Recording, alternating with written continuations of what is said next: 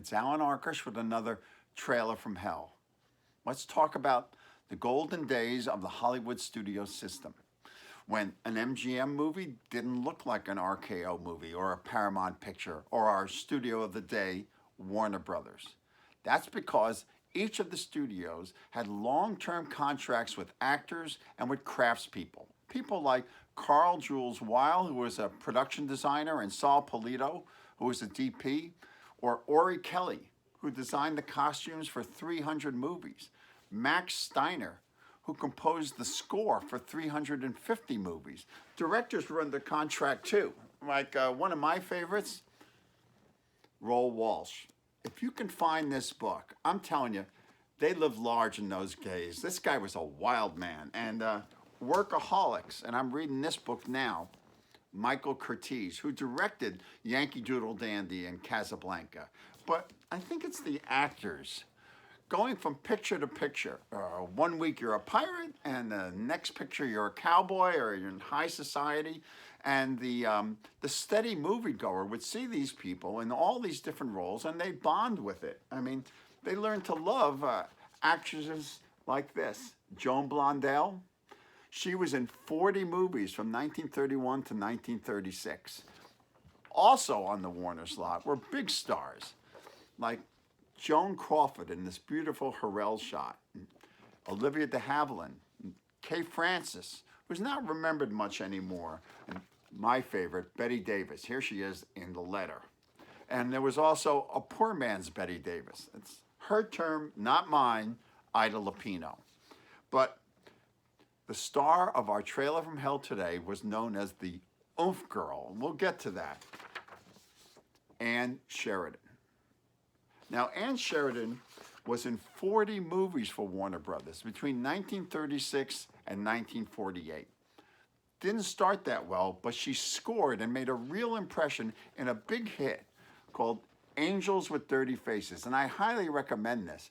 They must have been surprised because they added her to the poster.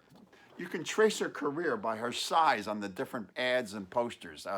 From there, they made Me a Criminal, Dodge City, and they gave her a lead in a movie called Juke Girl, which really impressed columnist Walter Winchell because it was him that gave her the name Oomph Girl. And all of a sudden, well, she was receiving over 250 wedding proposals a week. Now, she used to hang out with Ava Gardner and Lana Turner, and from what I've read, those women could drink vodka. Okay, here she is with another Warner contract star and future president of the United States, Ronald Reagan. He's getting a little oomph in that photo. She's very identifiable, she's relatable, and she could kill with a witty one-liner. Her best pictures are They Drive by Night, Torrid Zone, King's Row, very sexy and unfaithful, and our trailer from hell, Nora Prentiss. Warner Brothers Studios had so many good actresses, they had to invent a new hybrid genre, the noir woman's movie, forbidden, dark romances that were doomed. Once, he was a respected citizen of a great city. He had everything a man could ask for: wealth, power, position. And then... So, opposite these formidable women, you had to cast a strong leading man, and Kent Ford is not that. He plays the same simplistic note over and over. I don't know what happened to me. I happened to you, that's what. Ann Sheridan dominates and drives the narrative in every one of her scenes. It's a real star turn, full of complex emotions. I wish that she had gotten to play more characters like this one. I like me, just the way I am.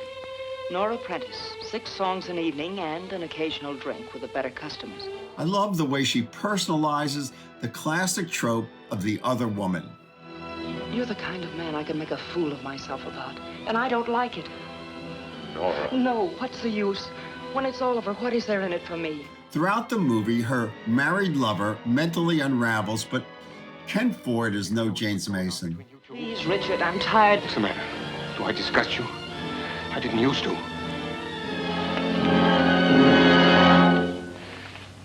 Have you finished? Look, You're a very sweet guy, but What is this? Another rehearsal? Take it easy, Thompson. There's nothing to get excited about. And keep away from Nora. I'm warning you. I'm sorry, this movie is much better than this by-the-numbers trailer. But you can see that the lighting genius of James Wong Howe was perfect for this combination of glamour and shadows. Sorry, bad hat. TCM's Sheridan Festival was the inspiration for this commentary, and amongst her 40 movies, Nora Prentiss was a standout. It is indeed in the tradition of Joan Crawford's Best Pictures, Mildred Pierce in Possessed, or Betty Davis's The Letter and The Stolen Life, or even Ida Lupino's The Man I Love and High Sierra. I really love these genre movies and recommend all of them. But this question has me stumped.